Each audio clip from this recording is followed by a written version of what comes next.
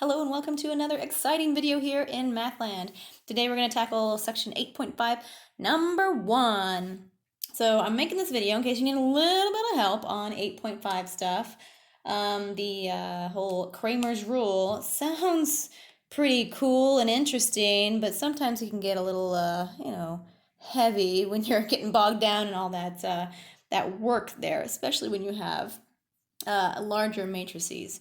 So number 1 is not too bad. We have an x and a y. If we have a z involved, like number 5, might get a little hairy. So I'm going to walk you through both those problems here. So number 1, we've got 3x plus 4y equals -2, and 5x plus 3y equals 4. Okay, the first thing we need to do is find the big D, the big determinant of the whole thing. So he's big D here. So what we're going to do is look at our coefficients of the x and y. So find the determinant of just the 3 and the 4 and the 5 and the 3. Okay, so just the x and the y here. Find the determinant there. So we've got our little fishy here. Let's see.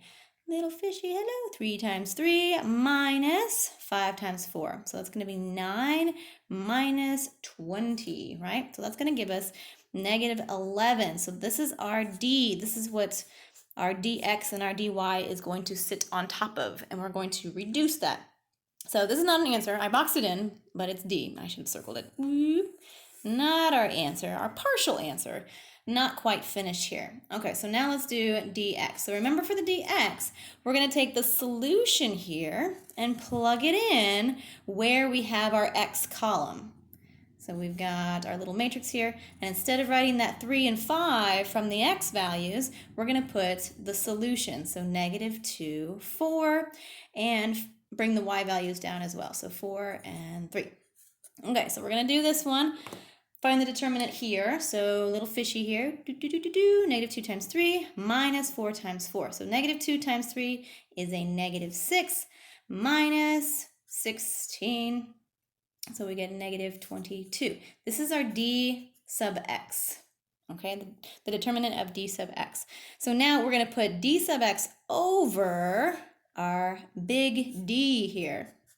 Okay, so once we do that, everything goes over that big D, remember? So -22 divided by -11, you get 2. So x equals 2. This is x.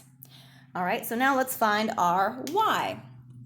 So we've got D sub y equals the determinant, only instead of having our y coefficients, we're going to put in our answers, our solutions, in that column. So we have 3 and 5 for our x's. They come down here.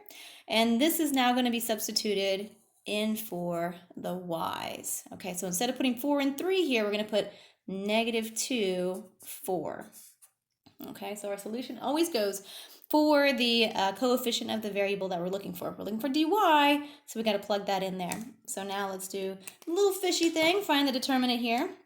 So we got 3 times 4 is 12, minus 5 times -2. So 12 plus 10, that's going to be 22.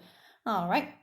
So now put that over our big determinant here. That's going to be over 2, or not 2, that's our answer, over 11, and that's going to give us 2. It was -11. -11, so it's going to be -2. So this is our y. So our final answer, if we need to write it as an ordered pair, is 2, comma, -2. Ta-da! Okay, so that was the big D there. All right, so that's number 1. I'm going to do number 2 in a separate video so it's not too long.